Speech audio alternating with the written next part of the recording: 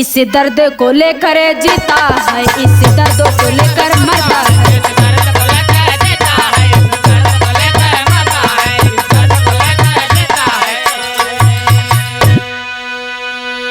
बिरहा सुने वाले बाबूजी, ये तो गजल का अंदाज था, लेकिन भाव का बा।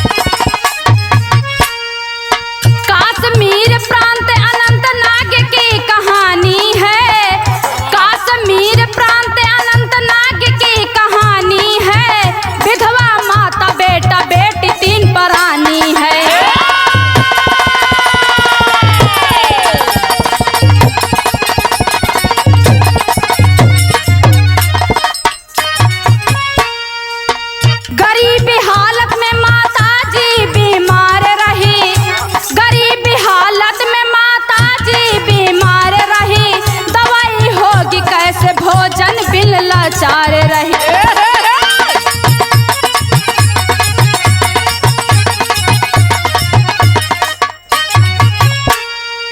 बड़ा था सूरज छोटी रेशमी दुलारी थी, बड़ा था सूरज छोटी रेशमी दुलारी थी, उम्र थी छोटी लेकिन बड़ी जिम्मेदारी थी।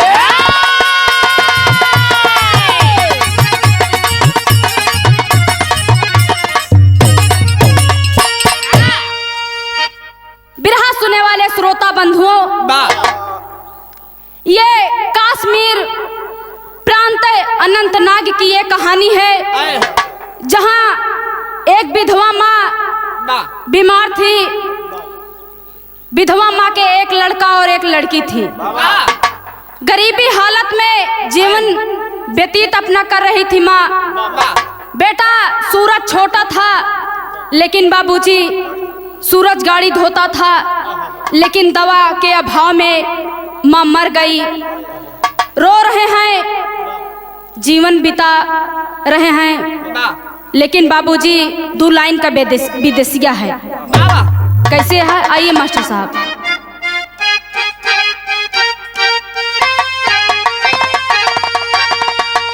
लसिया से लिपटी रोवे,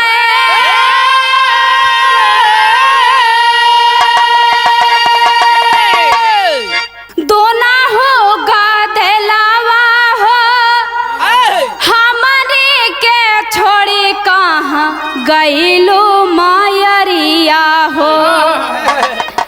बाबू बाबू नाही जाना तू ही रहलू सहारावा हो, आध जल नावरिया डूबवलो मायरिया हो। दिनवा गरीबी कैसे मिली है भोजनवा हो, कवना डहरियाला गौलो मायरिया हो। बचवन के रोबै कैसे, बचवन के रोबै बरसे सबके नया नावा हो, हमारो तो सुदिया भूलौलो मायरिया।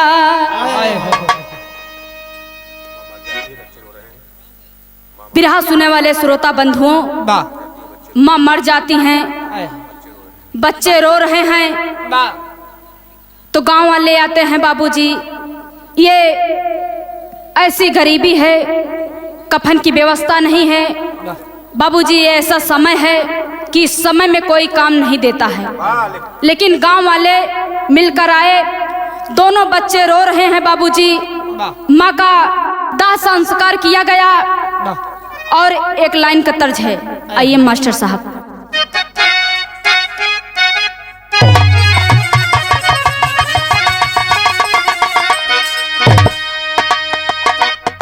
कि छोड़ दे चटकल के नौकरिया सुना है सजना।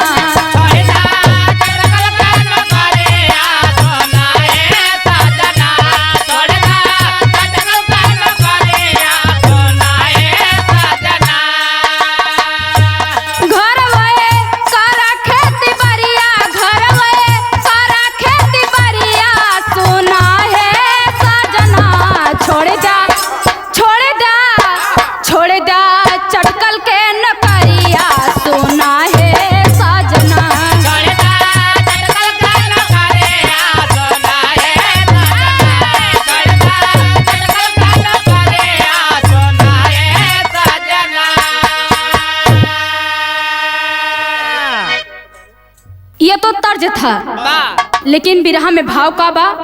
आइए मास्टर साहब।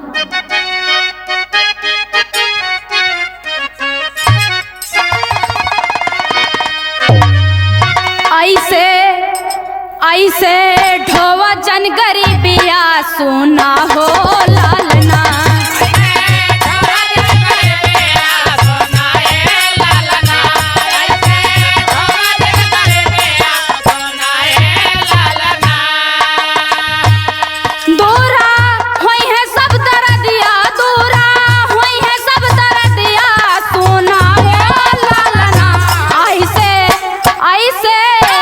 ऐसे ढोवा जन गरीबिया सुना हो लालना।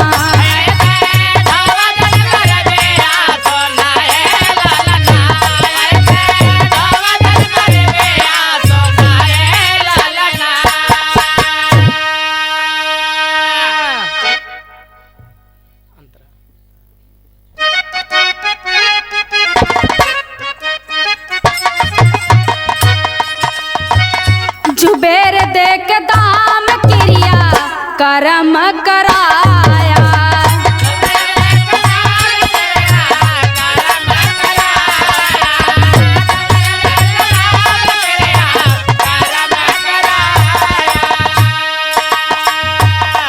करोगे हवाई सफर सपना दिखाया।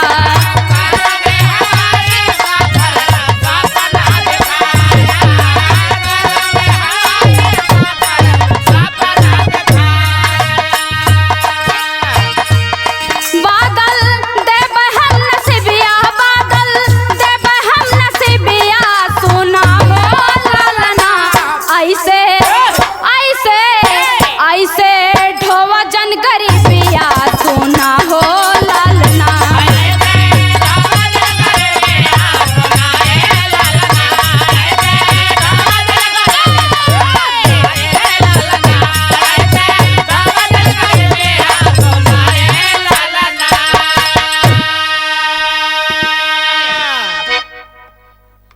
वहां पर एक जुबेर खां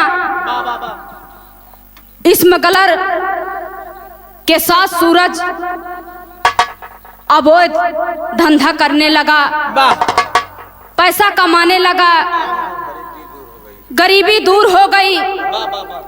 वहां पर बच्चे दोनों रो रहे हैं। तब वहां पर जुबेर खां एक नाम का व्यक्ति आता है, कहता है अरे बेटा क्यों रो रहे हो, कब तक रोओगे, हमारे साथ चलो, हमारे साथ चलो, तुम्हारी नसीब बदल जाएगी। तब सूरज सोचता है हमारी माँ भी मर गई, हमारा पिता भी नहीं है, हमारी छोटी बहन है, और जुबेर खां सपना अच्छा दिखा रहे हैं। और जुबेर खां अपने साथ में ले जाकर अवैध धंधा करने दोनों बच्चे रो रहे हैं। और एक जुबेर खां नाम का एक व्यक्ति आता है और कहता है ए बेटा कब तक रोगी, हमारे साथ चलो, हवाई सफर कराएंगे, गरीबी दूर हो जाएगी। तब सपना सूरज का सजावता है। मास्टर साहब आइए, एक लाइन का तर्ज है।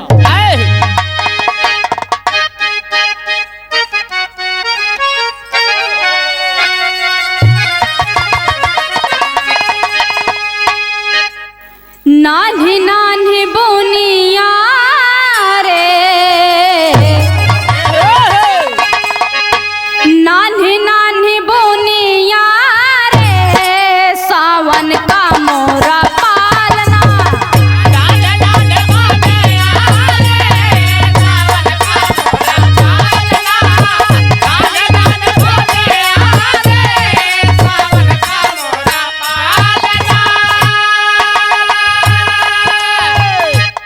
सूरज सपना का देखता है, देख लागे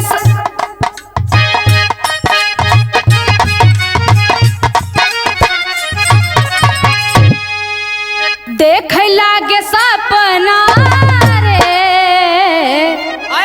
देख लागे सपना रे, भावरवा बन के बावरा।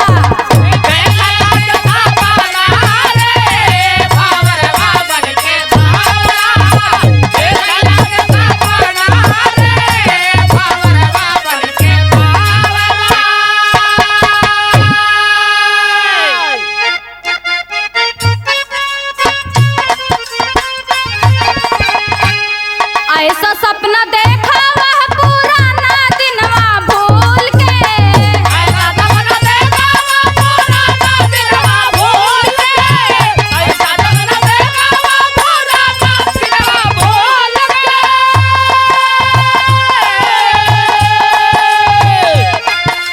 पुराना दिनवा भूल के, पुराना दिनवा भूल के, पुराना दिनवा भूल के, पुराना दिनवा भूल के, पुराना दिनवा भूल के, पुराना दिनवा भूल के।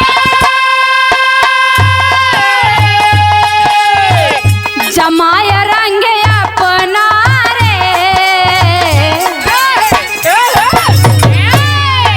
जमाया रंग अपना रे, भावरवा बन के बावरा।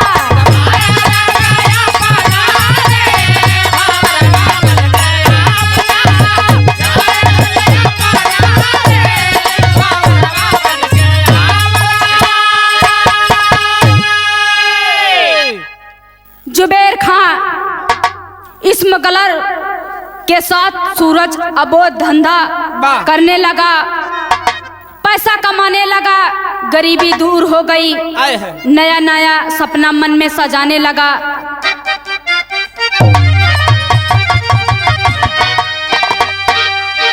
मेरी बहना, मेरी बहना, तेरी डोली पे कांधा तेरा भैया लगाएगा।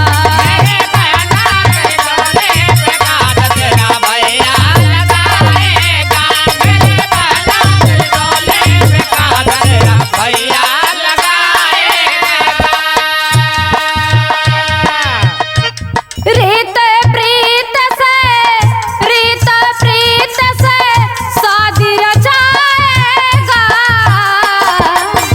मेरी बहना, मेरी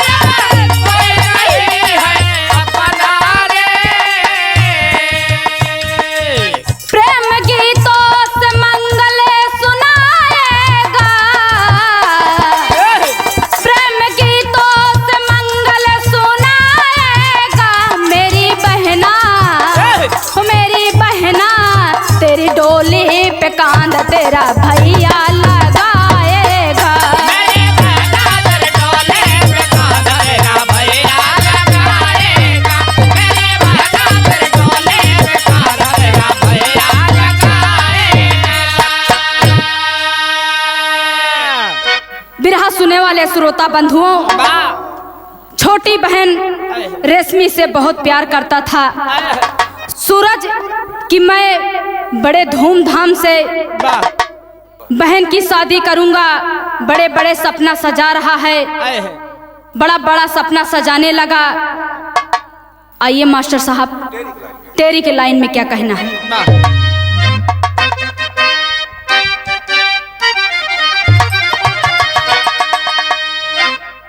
अरे मोरे राम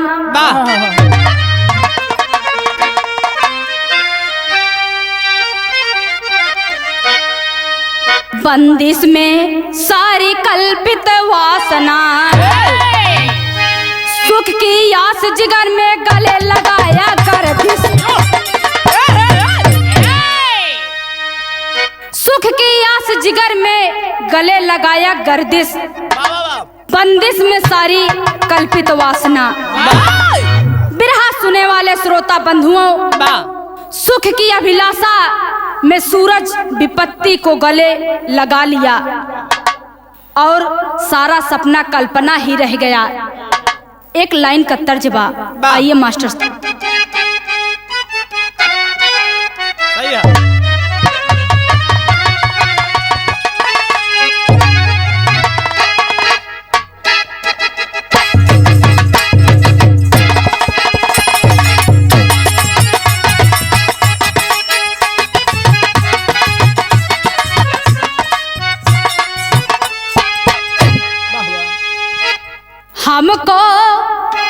हमको भी साथ लिए जाना बलम, जब जाना विदेशवा हो। हमको भी साथ लिए जाना बलम, जब जाना विदेशवा हो। हमको भी साथ लिए जाना बलम, जब जाना विदेशवा हो। मन के अनंत असनैया सहैया न कबहू पुराई हो। मन के अनंत असनैया सहैया न कबहू पुराई हो। मन के अनंत असनैया सहैया न कबहू पुराई हो। पड़ल पुलिस पीछे लगे आवत रहल माल हो। पड़ल पुलिस पीछे लगे आवत रहल माल हो। पड़ल पुलिस पीछे लगे आवत रहल माल हो। शहीद 3 जवान हुए पुलिस दल बेहाल हो। शहीद 3 जवान हुए पुलिस दल बेहाल हो। शहीद 3 जवान हुए पुलिस दल बेहाल हो। पकड़ गईल सूरज मुंदैया समैया न कबहू पुराई हो। पकड़ गईल सूरज मुंदैया समैया न कबहू पुराई हो। पकड़ गईल सूरज मुंदैया समैया न कबहू पुराई हो।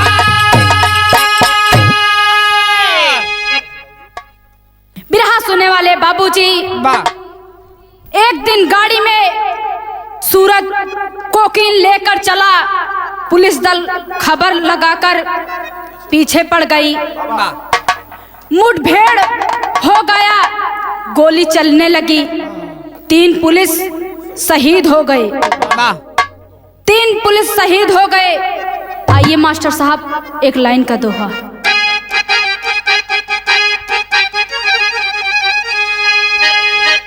केस चला है 3 बरस, जज फांसी की सजा सुनाए। जुबेर खां आक्रमण करके रास्ते से लिया छुड़ाए। खबर छपा लग गया पोस्टर, जो कोई पता लगाएगा नौकरी के साथ साथ 10 लाख रकम भी पाएगा।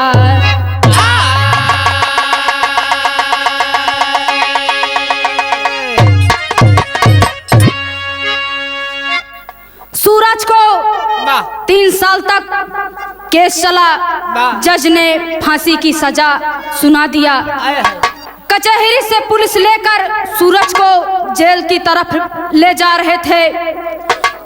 जुबेर खां आक्रमण करके रास्ते से ही सूरज को छुड़ा लिया।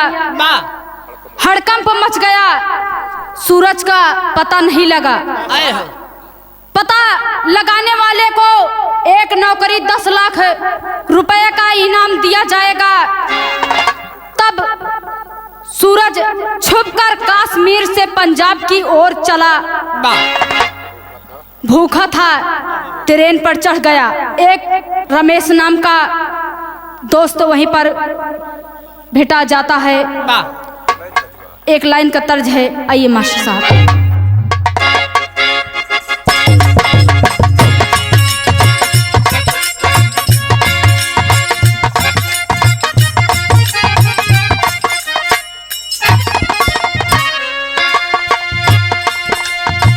आवाए चंदा मामा, आवाए अंजोरिया,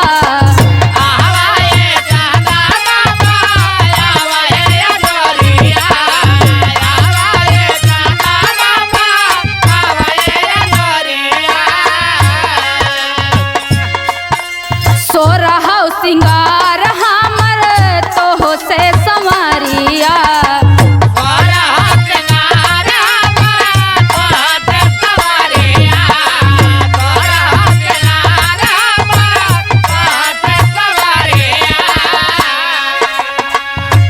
बीत जाल रतिया सुहानी, बाला मरौआ लगही तबानी।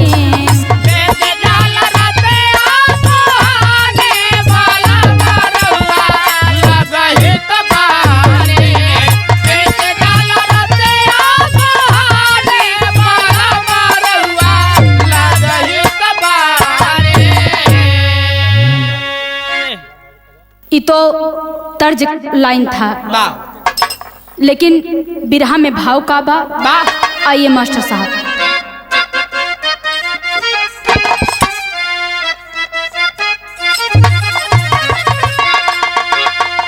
भूखिया ही जाने बाबू रोटी की कीमतिया।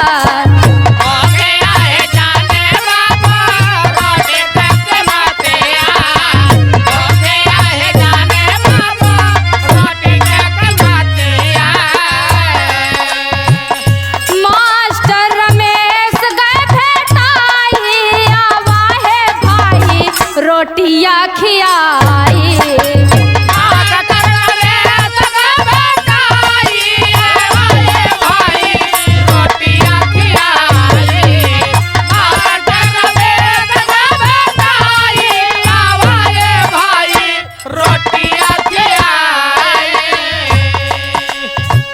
आतंकवादी हुए जाने देखत हाथ काड़िया।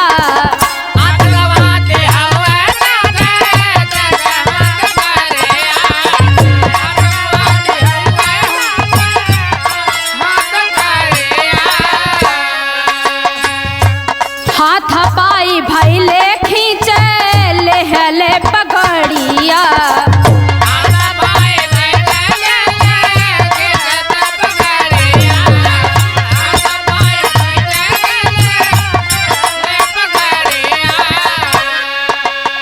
मास्टर ट्रेन से गईला फेंकाई, आवा है भाई रोटिया खियाई।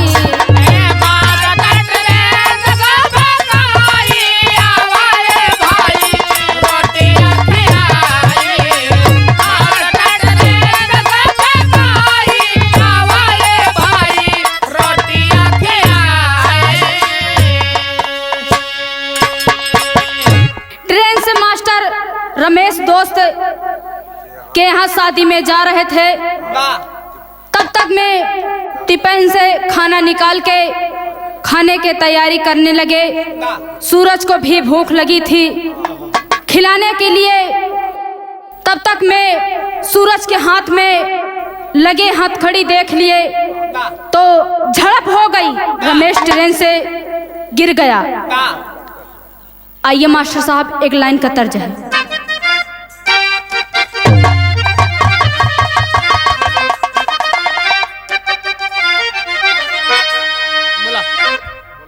एक दिन जैबो एक दिन छूट जाई है नाई हरावा, जही दिन जैबो ससुरवा ना।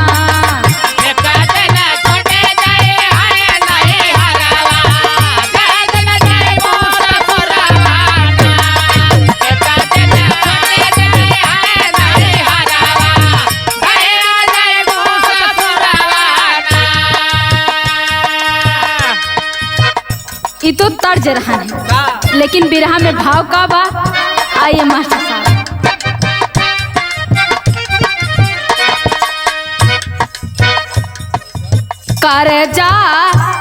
कर्जा नमक के कैसे चुकाई, मन करुआई गईले ना।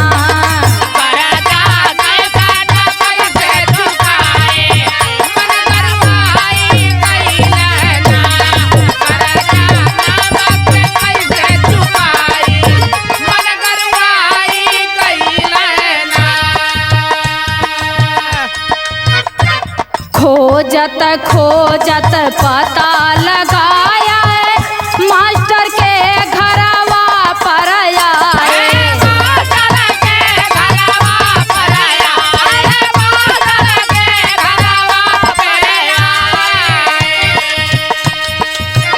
आन्हर माता पिता गए भेटाई, मन गरुआई हो गईले ना।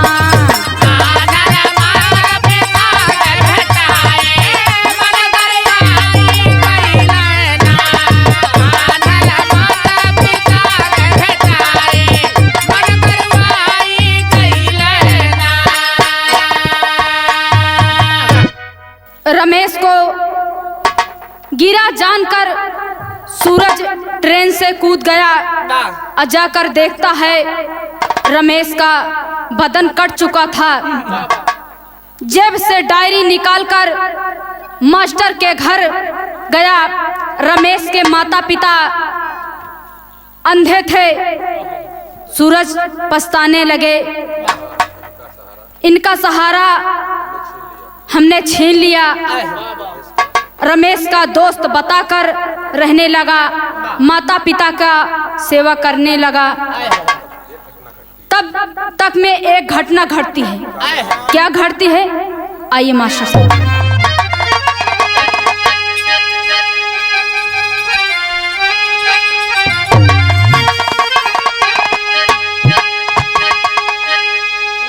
अरे मात पिता लखी करने लगे गुनाहवा अपने मनवा में। अरे मात पिता लखी करने लगे गुनाहवा अपने मनवा में। कौन सहारा हुई है चौथे बनवा अपने मनवा में।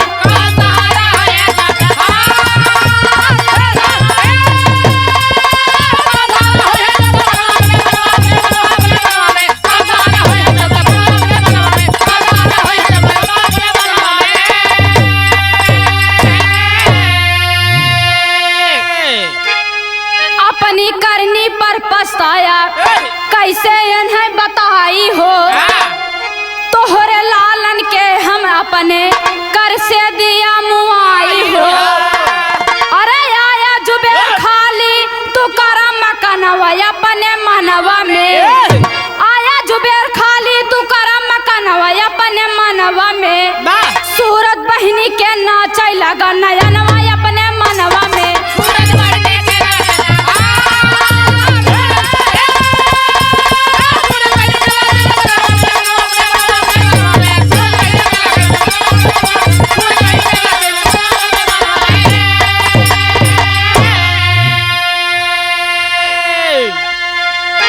तन मन को झकझोर दिया, मैं अपना फर्ज निभाऊंगा।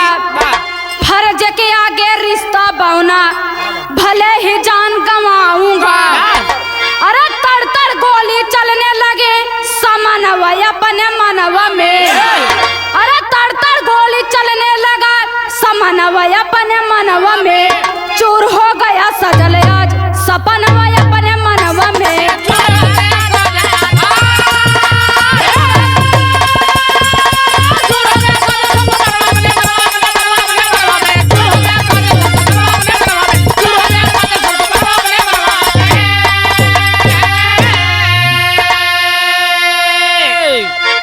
बिरहा सुने वाले बाबूजी, तिराहे पर रमेश का घर था।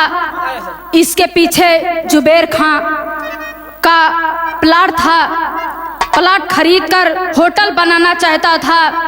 अपने गुंडों के साथ जुबेर पहुंचा, मकान खाली करवाने लगा। अपना फर्ज समझकर सूरज भिड़ गया, गोली चलाने लगा। सूरज मारा गया, अपने फर्ज पर कुर्बान हो गया। आइए मास्टर साहब, आल्हा में क्या है।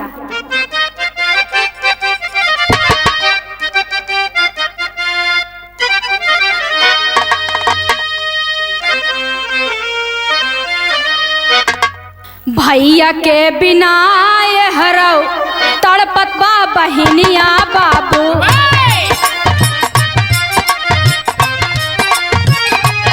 गौआ के लोग जुट के कैले हो विचार।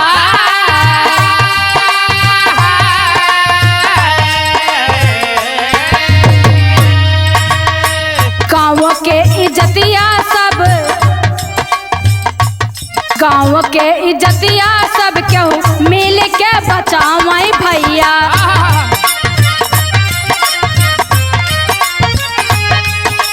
रेशमा के शादी कराई बाते ताइया।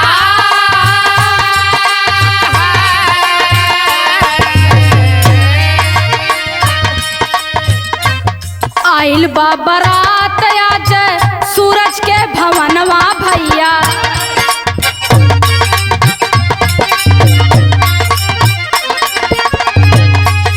भैया के बिना डोली उठे ना हमार।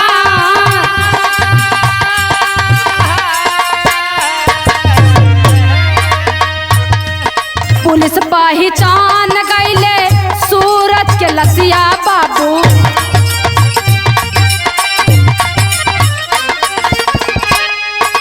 उठा कर लाश लाए गौआ के माझार।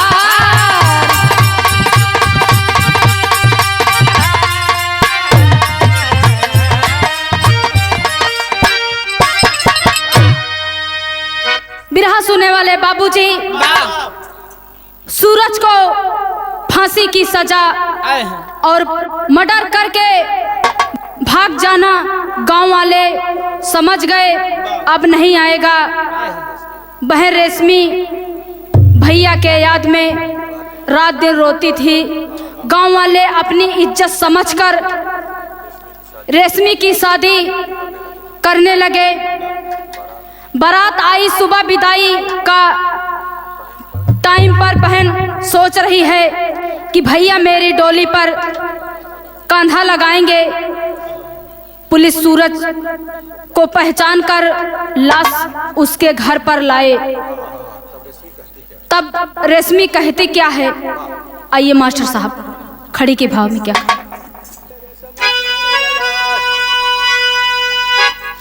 अरे रेशमी चुनरिया आज रेशमी सजाए जा, बिरना के लसिया पर आंसुआ बहाए जा।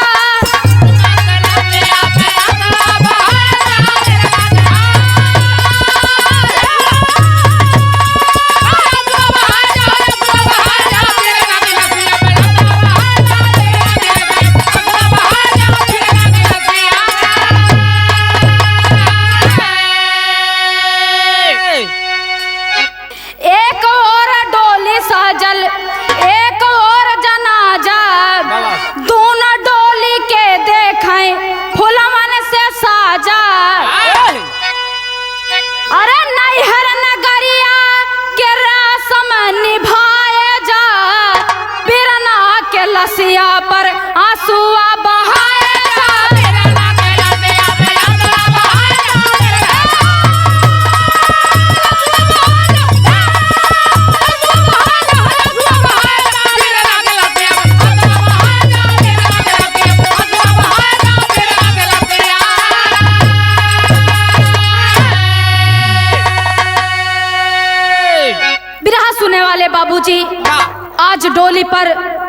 रेशमी बैठी ससुराल जाने लगी, रो रही है।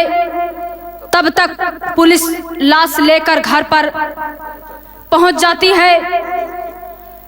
डोली रुकी, भैया की लाश देखकर रेशमी फूट फूट कर रोने लगी।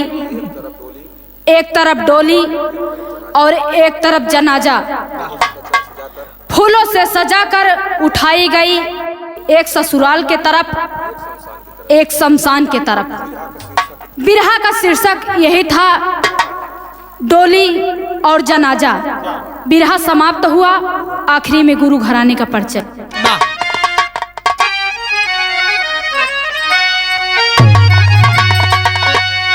सीताराम हित भाई लाल हुए स्वर्ग के वासी, शंकर शोभनाथ विजय बिचरे प्रयाग अवकाशी।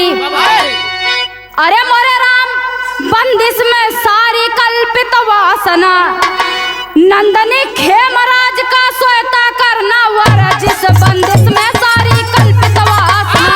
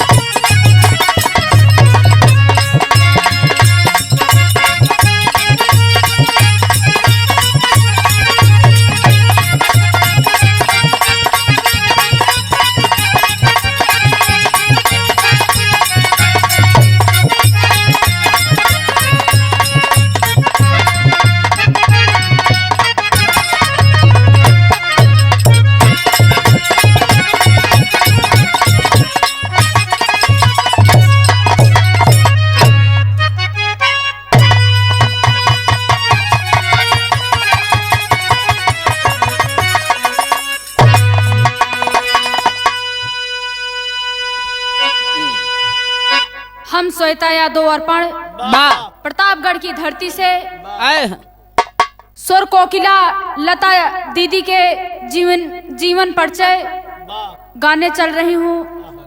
आशा नहीं विश्वास है आप सबको पसंद आएगा। 4 लाइन भूमिका के भाव में मास्टर साहब आइए।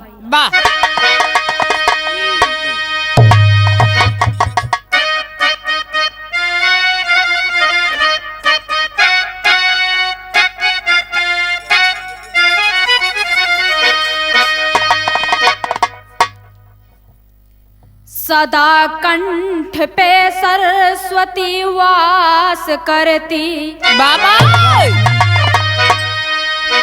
सूर्य से सुधारस बहाई लता जी। बाबा स्वर के समुंदर से साक्षात सींची, स्वर को किला थी कहाई लता जी। बीड़ वाली कथा अंश उनमें समाया, संगीत हित जन्म पाई लता जी। नास्वर जगत से पृथक हो चली, मंगल कवि की कलम है रुलाई लता जी।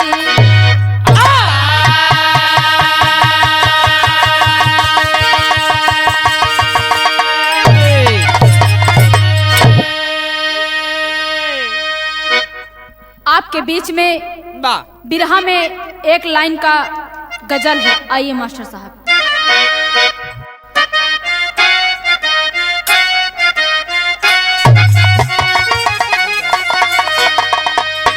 सलाम इश्क मेरी जान जरा कबूल कर लो, तो हमसे प्यार करने की जरा सी भूल कर लो। मेरा दिल बेचैन, मेरा दिल बेचैन है हम सफर के लिए, मेरा दिल बेचैन है हम सफर के लिए, मेरा दिल बेचैन है हम सफर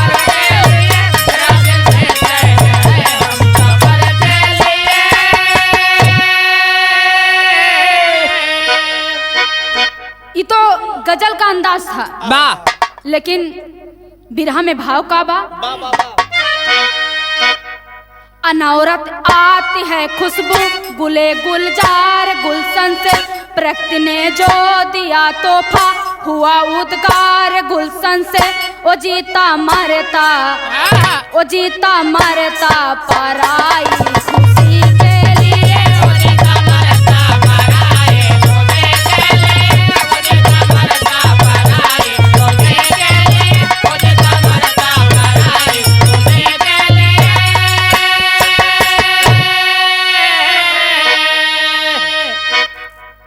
बिरहा सुने वाले श्रोता बंधुओं, यहीं पर से कहानी का शुरुआत है। आइए मास्टर साहब, नजम के भाव में क्या कहना।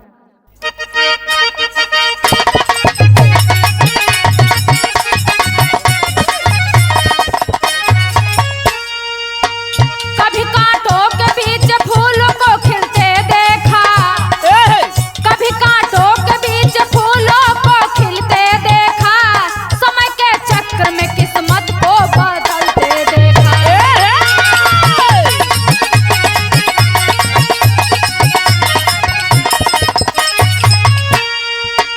जिला इंदौर एमपी प्रांत के अंतर्गत, जिला इंदौर एमपी प्रांत के अंतर्गत दीनानाथ मंगेशकर के सभी अवगत हैं।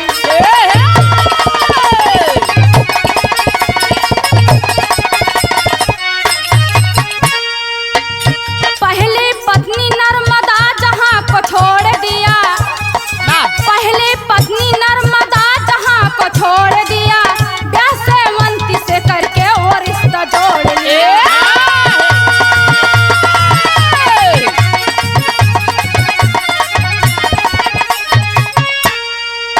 भवन में गूंजी 5 बच्चों की किलकारी है, भवन में गूंजी 5 बच्चों की किलकारी है, बड़ी बेटी है माँ सब बच्चों से गुड़े कारी।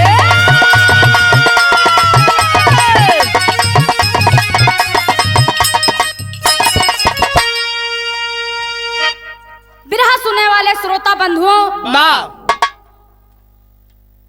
लता मंगेशकर का नाम पहले हेमा था।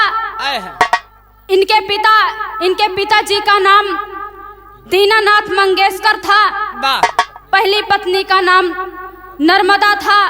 पहली पत्नी के मर जाने के बाद दूसरी पत्नी सेवंती घर में आई। सेवंती के कोख से 5 बच्चों का जन्म हुआ।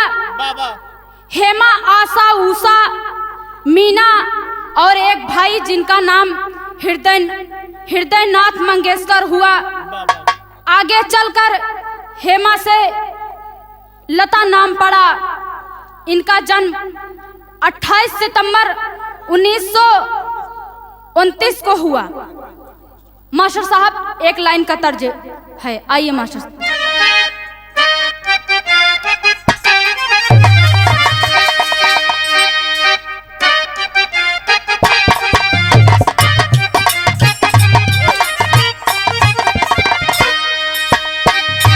आयना से नैना मिलावेलू, आयना से नैना मिलावेलू, आयना से नैना मिलावेलू,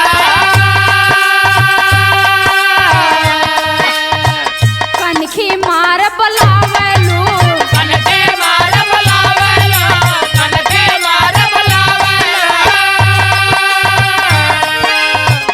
हंसलू दोपहरी में, हंसलू दोपहरी में, घेरे बोला हो चिड़ैया कहवा गिरी बिजली, बोला हो चिड़ैया कहवा गिरी बिजली, बोला हो चिड़ैया कहवा गिरी बिजली। ये तो तर्ज का लाइन रहन है, लेकिन बिरहा में भाव का बा।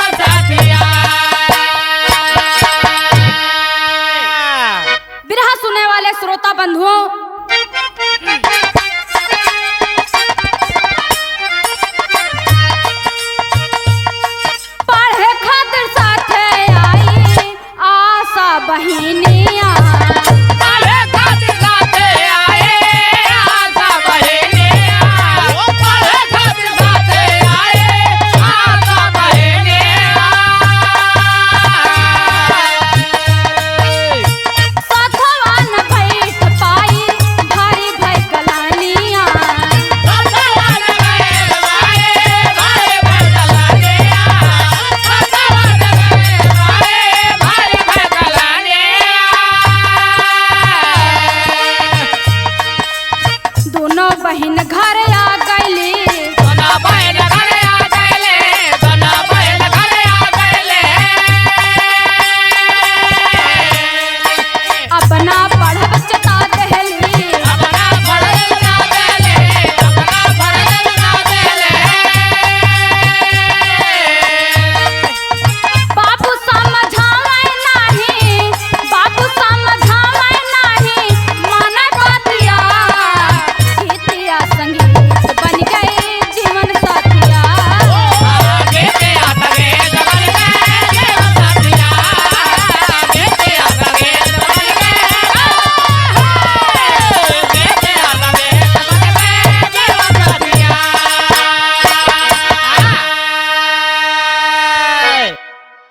बिरहा सुने वाले श्रोता बंधुओं बा लता मंगेशकर वाह। और साथ में आशा मंगेशकर दोनों बहन साथ में स्कूल बैठने नहीं पाई बा तो पिताजी से कहा हम पढ़ाई नहीं करूंगी, लेकिन पिताजी बहुत समझाए पर दोनों बहनों ने नहीं माना।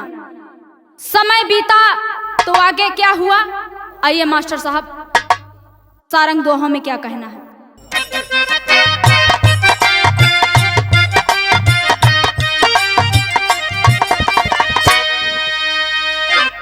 अरे तेरा है बारिशवा के भैली उमारिया हो भैली उमारिया हो बाबू कैले सोरगसी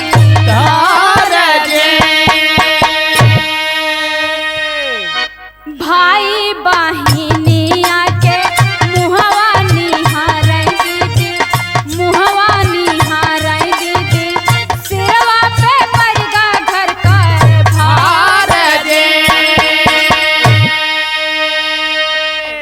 कैसे बिताई दिनवा सोचै बहिनिया हो सोचै बहिनिया हो विधना के लिखा लाली लार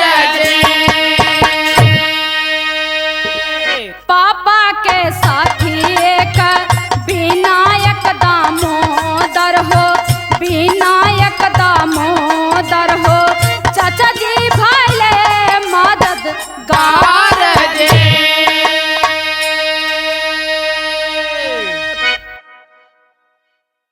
बिरहा सुने वाले बाबू पिताजी के मरने के बाद लता जी उस्ताद अमानत अली खां से संगीत की शिक्षा लेना शुरू किया वाह और पैसे की तंगी के चलतन कुछ फिल्मों में छोटी छोटी भूमिका भी निभाई। मास्टर साहब एक लाइन के तर्जबा, आइए मास्टर। अरे कितना संगीत कारण के तार गइल हो कतो मिले नहीं कमवा लाचार भइल हो कदा मिले नाही कमवा लाचार भइले हो कदा मिले नाही लाचार भइले हो लाचार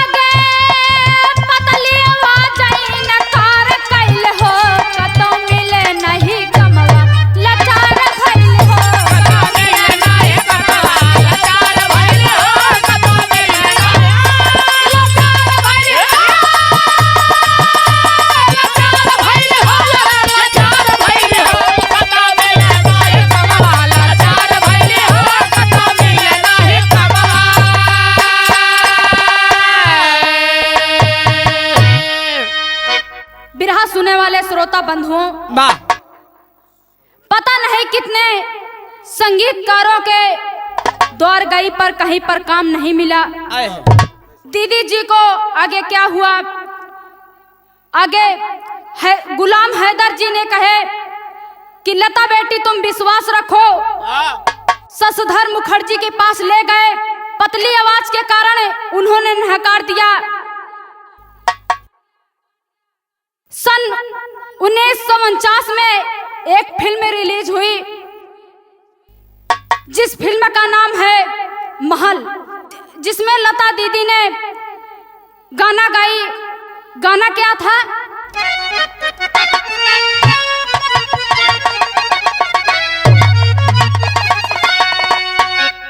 आएगा आएगा आएगा आएगा आएगा आएगा आएगा आने वाला।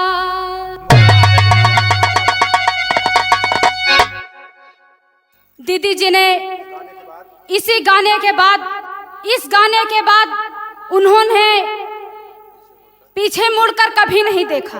सन 1962 में भारत चीन का युद्ध हुआ, तब शहीदों के श्रद्धांजलि पे यह गीत हुआ।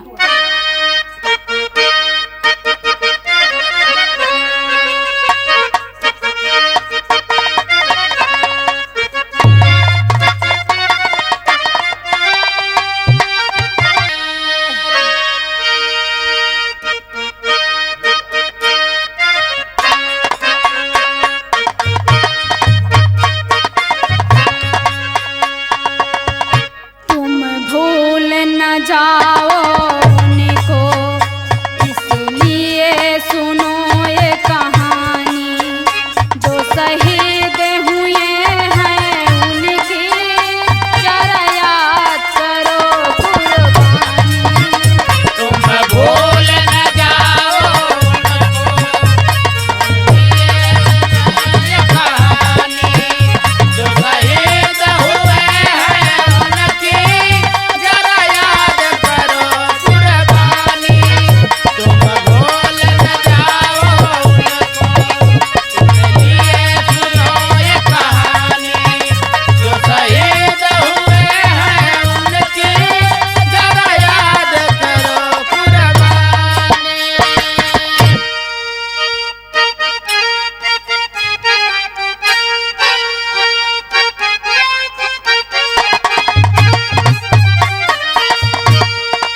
जब घायल हुआ हिमालय, खतरे में पड़ी आजादी, जब तक थी सांस लड़े वो, फिर अपनी लाश बिछा दी। संगीत पे धर कर माथा सो गए हमारे बलिदानी, जो शहीद हुए हैं उनकी जरा याद करो कुर्बानी। संगीत पे धर कर माथा सो गए बलिदानी, जो शहीद हुए हैं उनकी जरा याद करो कुर्बानी। संगीत पे रख के माथा सो गए अमर बलिदानी, जो शहीद हुए हैं उनकी जरा याद करो कुर्बानी। बिरहा सुनने वाले बड़े भैया जी, वाह इस गानों को सुनकर वहां पर बैठे पंडित जवाहरलाल नेहरू वाह रो दिए। मास्टर साहब एक लाइन का तर्ज लागल। वाह। आइए।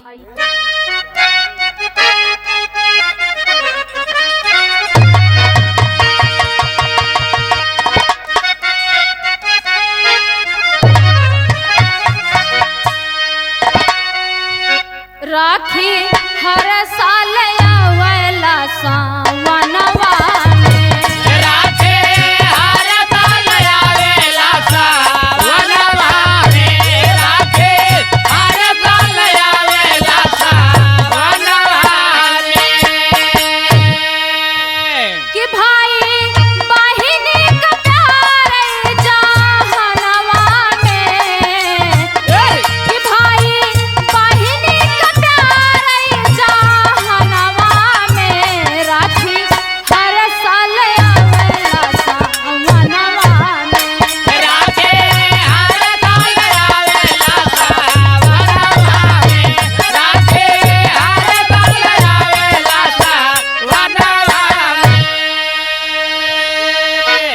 तर्ज रहन है, लेकिन बिरहा में का भाव है बाबूजी।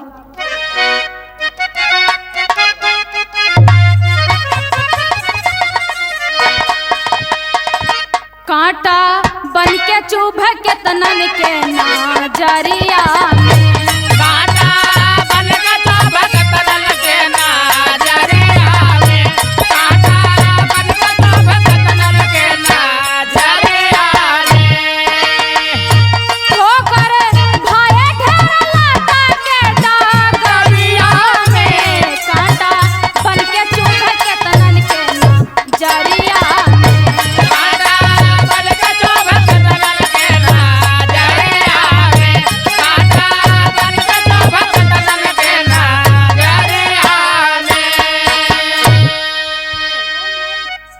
ओ 1962 की रहली समाइया,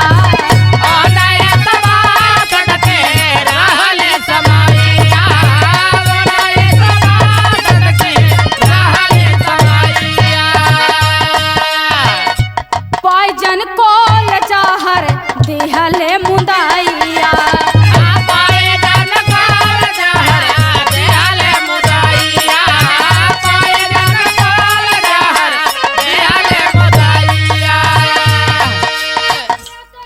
तबीयत बिगड़ल मठी का भोरा हरिया में, तबीयत बिगड़ल मठी का भोरा हरिया में, कांटा बन के चुभ के तनन के नजरिया।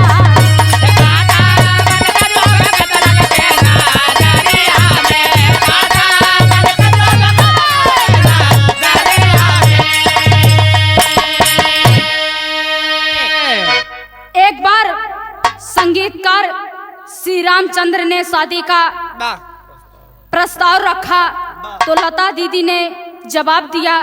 क्या जवाब दिया? बिरहा शैली में टेरी का भाव है। आइए मास्टर।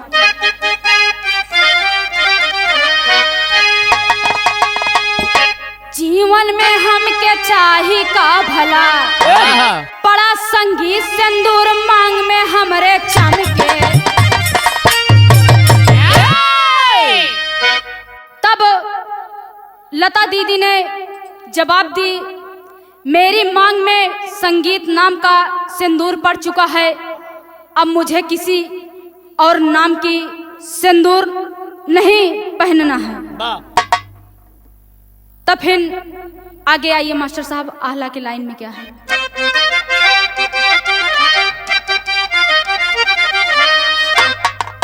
मानव समान जतना पुरस्कार पवली दीदी,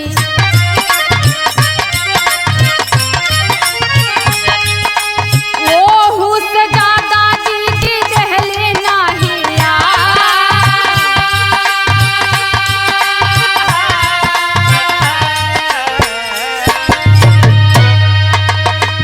नवा कलाकार जतना बाटिन हमरे पिछवा भैया,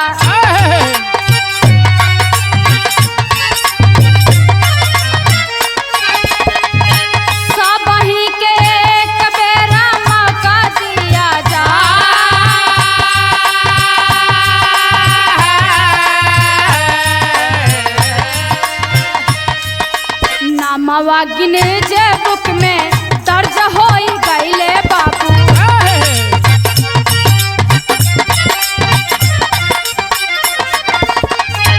केतना गीत खुद ना सकी ना बता,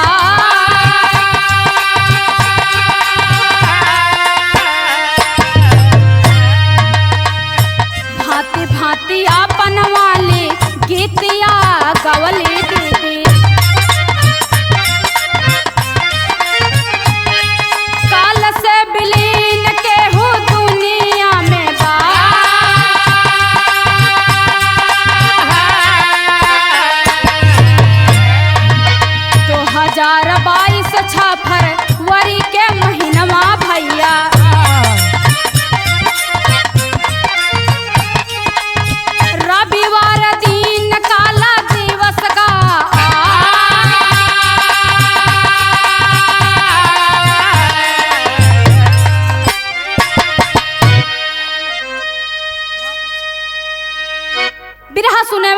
श्रोता बंधुओं, दीदी जी पता नहीं कितना पुरस्कार पाई, मान सम्मान पाई, भारत रत्न से सम्मान किया गया और 36 भाषाओं में उन्होंने गीत गाई और भारत देश यानी पूरे विश्व में स्वर कोकिला कही जाती थी।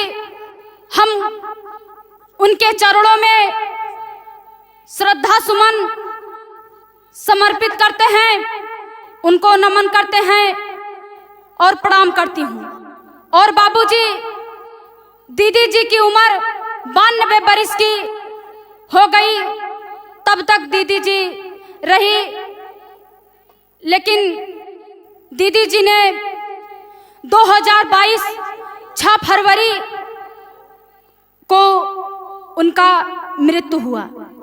जितना अच्छा उनका जीवन था उतना ही अच्छा उनका मृत्यु था। उनके जिंदगी में हर खुशी, दुनिया यही कहती है कि जैसे लता दीदी ने आई इस धरती पे, उसी तरह माँ सरस्वती ने अपने बेटी को अपने गोद में समाहित किया। खड़ी में क्या कहना है?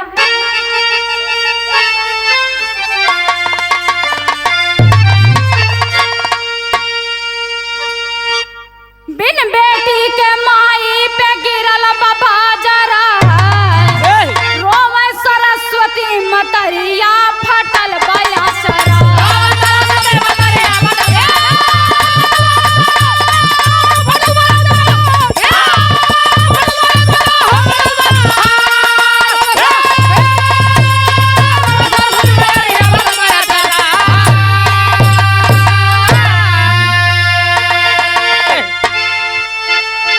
केहू नहीं बाटे दूसर लता केहू ना होई, याद करके भारत माता तोहरा के रोई।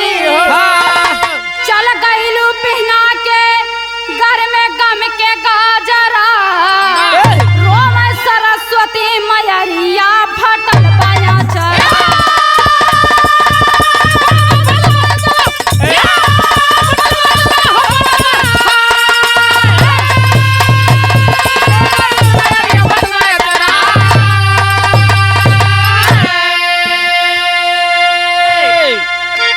आखिरी और अंतिम में गुरु घराने का परिचय।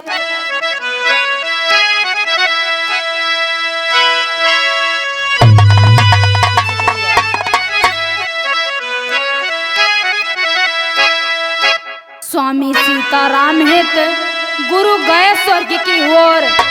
अरे मंगल जौनपुरी की कविता चर्चित चारों ओर। जीवन में हमके चाही का भला, श्वेता खेमराज बरसत बाना ना सबके जीवन में हमके चाही का भला।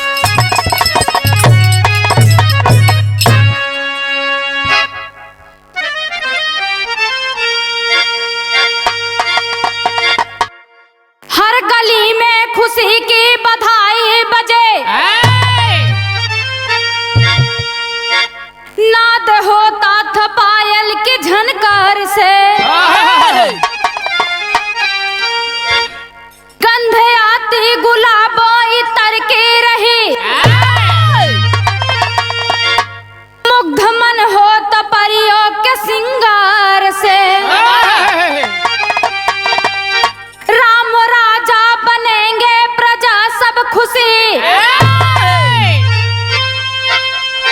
कोई जाना न के चाल को विघ्न रौनक हुआ सब खुशी लुट गई बर जब मांगा है जाके महिपाल से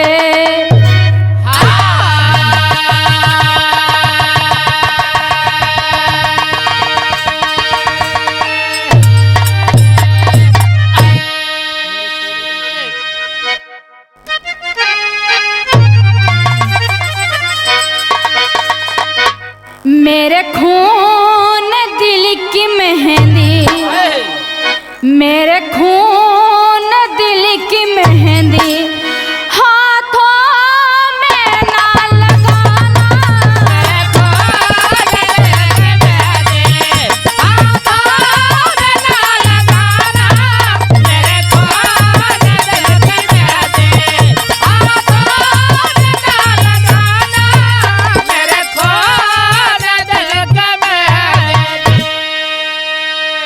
मेरे खून दिल की मेहंदी हाथों में ना लगाना जब निकले मेरा जनाजा जब निकले मेरा जनाजा सहनाई बजाना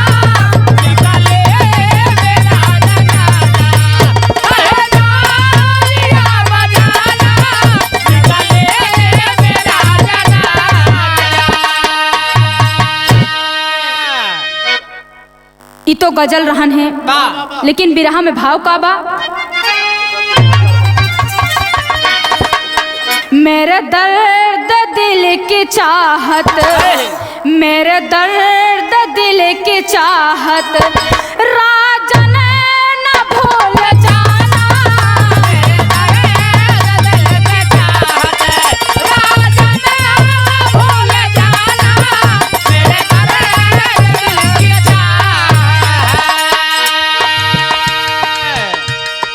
मेरे दर्द दिल की चाहत राजन न भूल जाना आता नहीं दोबारा गुजरा हुआ जमाना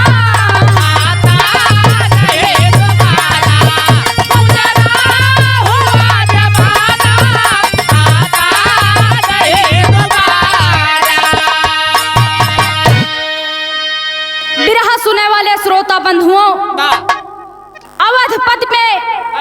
अवधपति राजा दशरथ ने ऐलान कर दिया कि हमारे बड़े पुत्र का राम का राज तिलक करके अयोध्या का राजा बनाया जाए सारी तैयारियां होने लगी अयोध्या दुल्हन की तरह सजाने जाने लगा सजाया जाने लगा यह सुनकर प्रजा सब खुश हैं लेकिन कैकेयी जाकर को भवन में बैठ गई दशरथ जाकर पूछने लगे हुआ क्या बिरहा का शुरुआत यहीं से है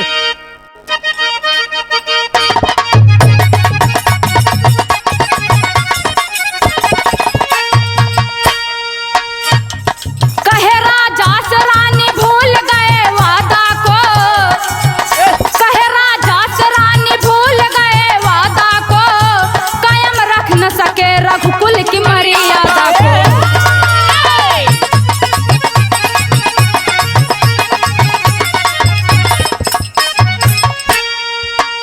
अवधपति बोले रानी वादा मैं निभाऊंगा अवधपति बोले रानी वादा मैं निभाऊंगा मांग लो 2 के बदले 4 मैं चुकाऊंगा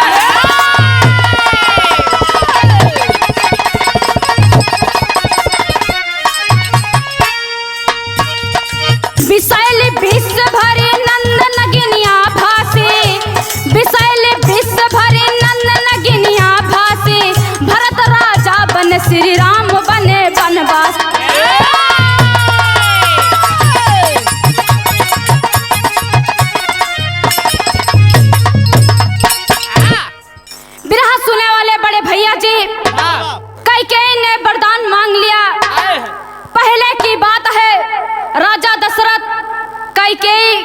के साथ शिकार खेलने वन में गए थे। देवदानों का युद्ध शुरू हुआ हो गया। दशरथ भी देवताओं की ओर से लड़ने लगे। उनके रथ का पहिया टूट गया। कैकेयी अपनी उंगली उस पहिया धुरा की जगह लगा दिया। देवताओं की विजय हुई। दशरथ ने खुश होकर कहा, जो वरदान मांगना हो 2 वरदान मांग लो। कैकेयी ने कहा, समय आने पर मांग लूंगी। वही वरदान मांग लिया। भरत को राज्य, राम को वनवास। दशरथ शोक में पड़ गए। तेरी के भाव में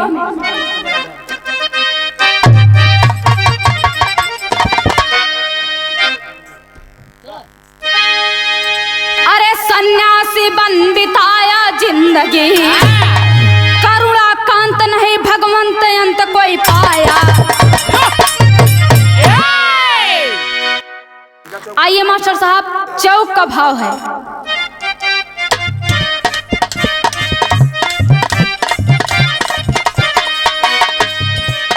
नाथ एक दिन वन में सोचे, तरुवर के नीचे भगवान।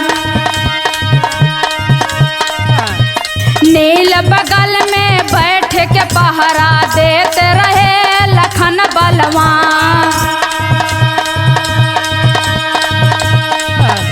नयन नीरज धूप रवि का मोर दिया है पंखा तान। अरे नींद हरि के टूटे नाही, नींद हरि के टूटे नाही, मगन हुआ है मोर महान।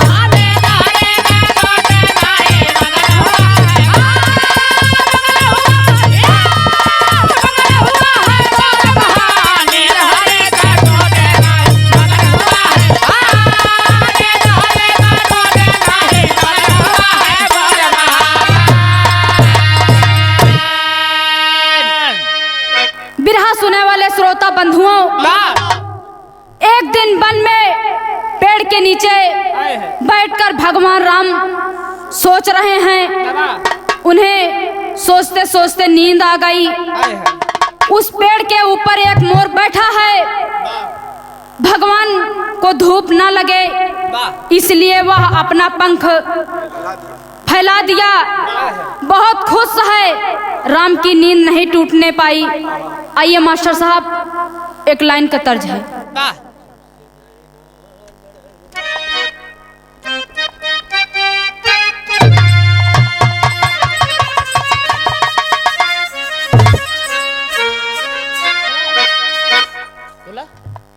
जब से नैना लड़ल बात आगे बढ़ल,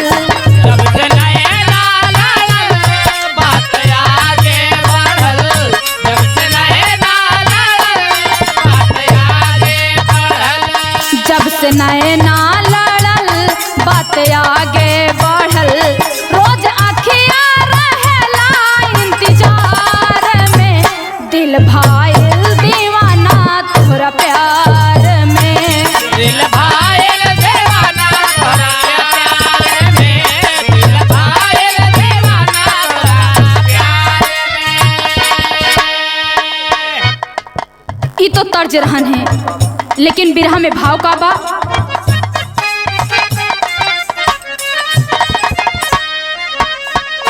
शोक तन में सामान्य सुना भय राजधानी।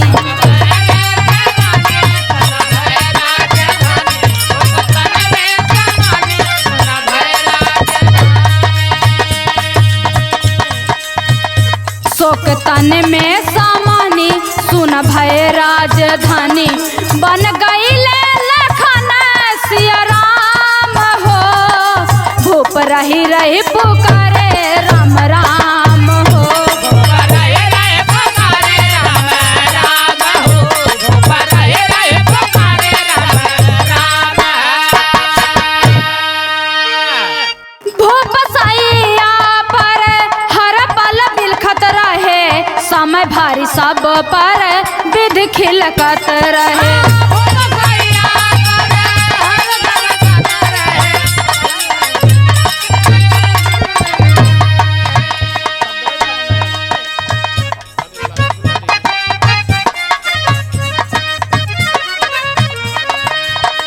मूर्छा आने लगल छिड़ सकती भइल।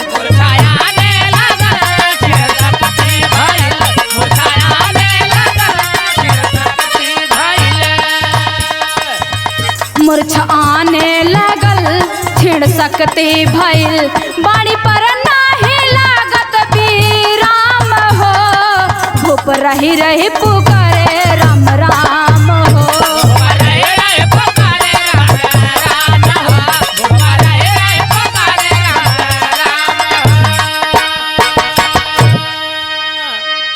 इधर अयोध्या राजधानी में अंधेरा छाया हुआ है।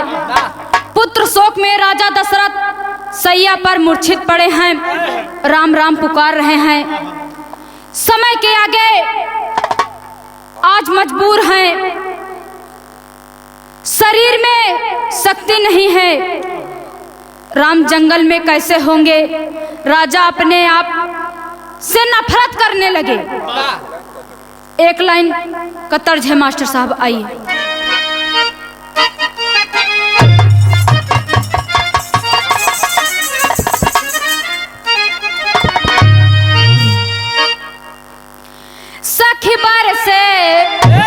सखी बरसे बदरवा से पानी, झुलनिया से बूंद टपके।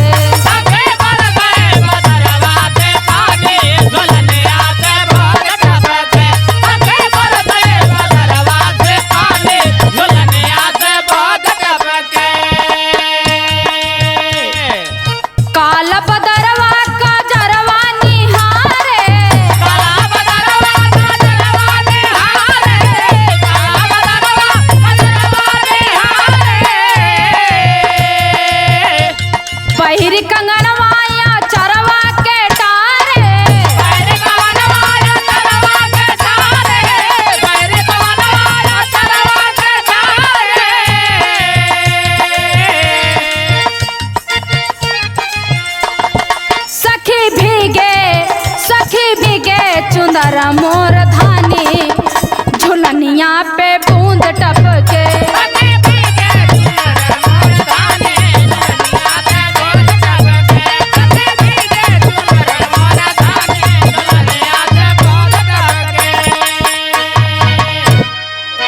ई तो बाबूजी तर्ज रहन है, लेकिन बिरहा में भाव का बा।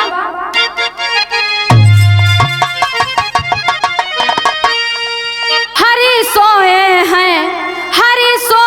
हैं निंदिया सुहानी, ऊपरवा से खून टपके। हरी सोए हैं निंदिया सुहानी, ऊपरवा से खून टपके। हरी सोए हैं निंदिया सुहानी, ऊपरवा से खून टपके।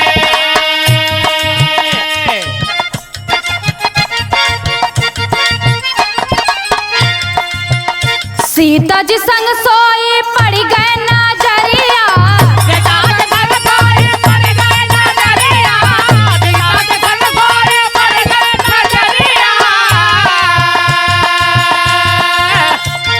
खुनवा से लाल भय हरि के शरीरिया।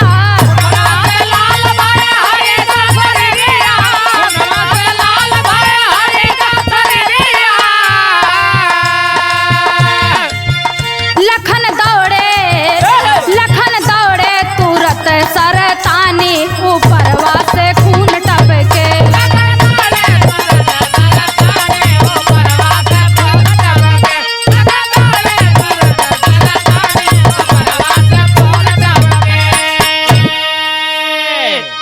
बिरहा सुने वाले बड़के भैया, जंगल में दोपहर के समय राम और सीता जी पेड़ के नीचे सोए हैं, ऊपर से खून टपक रहा है। राम का पूरा शरीर लहूलुहान हो गया। सीता जी देखकर रोने लगी। लक्ष्मण दौड़ कर आए, देखते हैं ऊपर से एक मोर बैठा है, लखन क्रोध में हो गए। मास्टर साहब एक लाइन तर्ज लागल।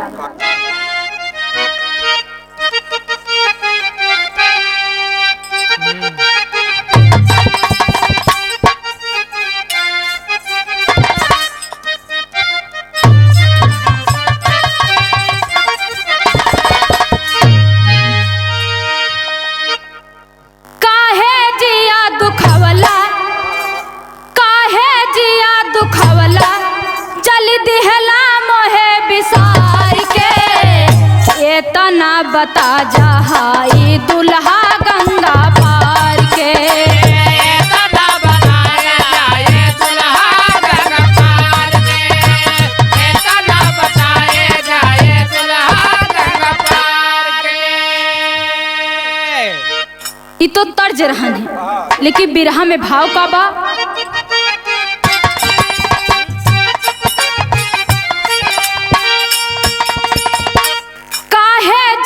जरवला काहे जिया जरवला टपकाउला खुनवा डाल से, अपनी मऊतिया बोलौला अपने चाल से, अपने मऊतिया बोलौला अपने जान के, अपने मऊतिया बोलौला अपने जान के।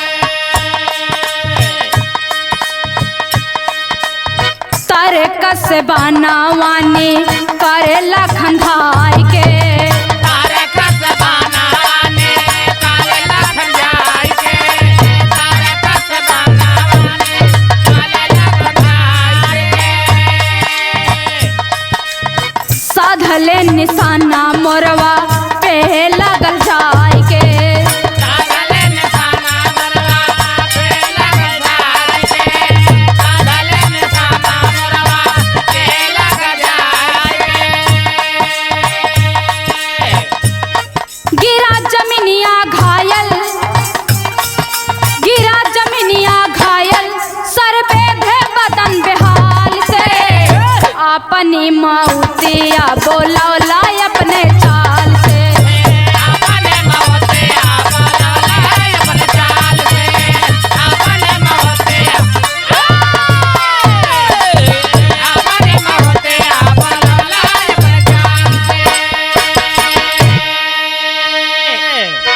बिरहा सुने वाले श्रोता बंधुओं, क्यों रे सर तू मेरे प्रभु को क्यों घायल किया? तेरी ये मजाल, लक्ष्मण बाण चला दिया, मोर घायल होकर नीचे गिर पड़ा। तब एक लाइन के तर्ज लागल मास्टर साहब, आइए।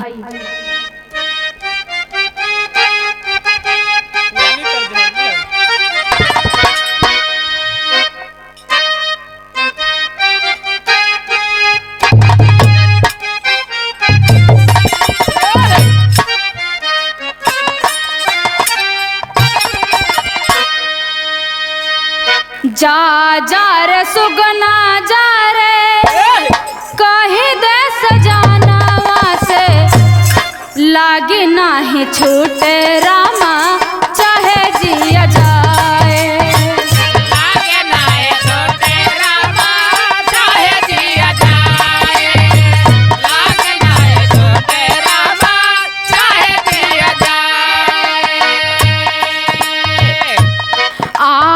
रे भाई यारे लख ले नया नावा से, प्रीत नाही जाए रामा चाहे जिया जाए, प्रीत नाहे जाए रामा चाहे जिया जाए, प्रीत नाहे जाए रामा चाहे जिया जाए। हरि के बचावत रहले सूरज किरनिया से, हरि के बचावत रहले सूरज किरनिया से, प्रीत नाही जाए रामा चाहे जिया जाए, प्रीत नाहे जाए रामा चाहे जिया जाए, प्रीत नाहे जाए रामा चाहे जिया जाए।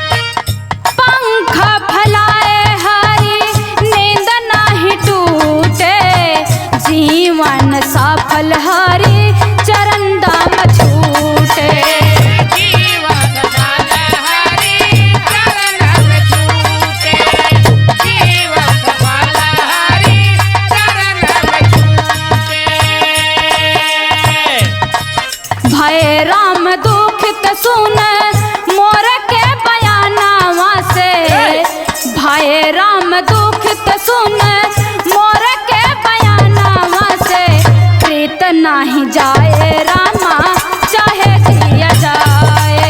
प्रीत नाय जाए रामा चाहे जिया जाए, प्रीत नाय जाए रामा चाहे जिया जाए, प्रीत नाय जाए रामा चाहे जिया जाए। घायल मोर दर्द से सहते हुए कहा, आ भाई मेरे पास देख लो, मैं अपना पंख फैलाया था कि भगवान को धूप न लगे, लेकिन मैं खुश हूँ कि मेरा जीवन सफल हुआ हर की सेवा में, और राम के चरणों में मेरा प्राण छूट जाए। आइए मास्टर साहब, पापट के भाव में क्या कहना है।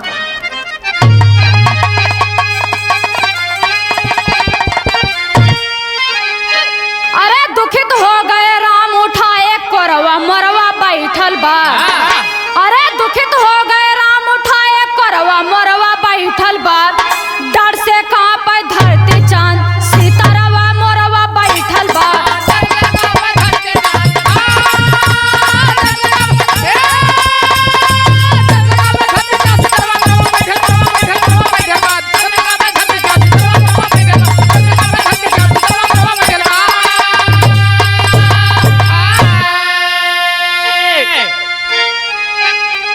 मधुर बचन कही राम मोर सिर हथवा फिराए हो, मोरवा के तन की दर्दिया मिटाए हो, नतमस्तक हो चूम लगले पियरवा मोरवा बैठल बा, अरे नतमस्तक हो चूम लगले पियरवा मोरवा बैठल बा, डर से कांपे धरती चांद सितारवा मोरवा बैठल बा।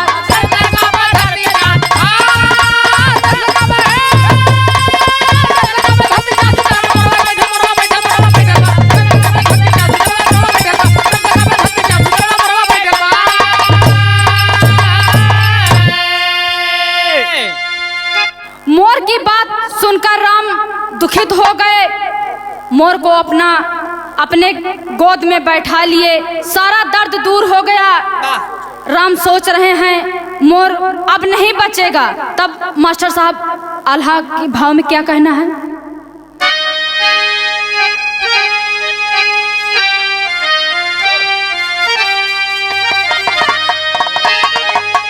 सोच भगवान सब, राम ने कहा तुम्हें जीवन दान दे दूं, मोर ने कहा नहीं, भगवान ने कहा कोई वरदान मांग लो। मोर कहा प्रभु हमारी छाया आपके ऊपर सदैव रहे। राम ने कहा यूं मस्त बात, खड़ी के लाइन में क्या भाव है, आइए मास्टर। मरगा मोर रंगा तन लहू के रंग में, मरगा मोर रंगा तन लहू के रंग में, पूरा कैले यार मनवा दोपहर युग में।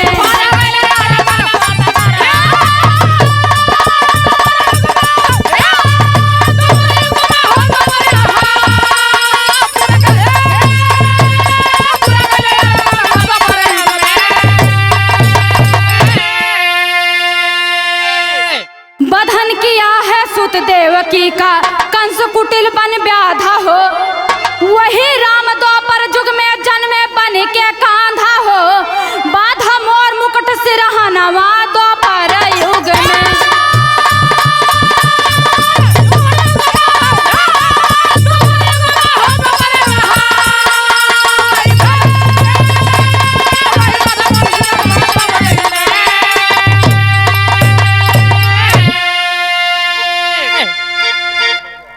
मोर मर गया, द्वापर युग में राम ही कृष्ण बनकर जन्म लिए। और अपने मुकुट पर मोर का पंख लगाए। मोर का वरदान पूरा हुआ। आखिरी और अंतिम प्रमाण में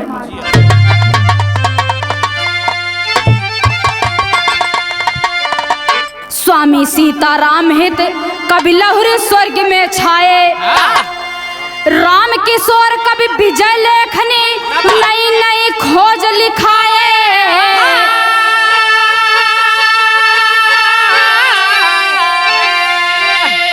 सन्यासी बन बिताए जिंदगी नंदनी खेमराज सोता पर रघु।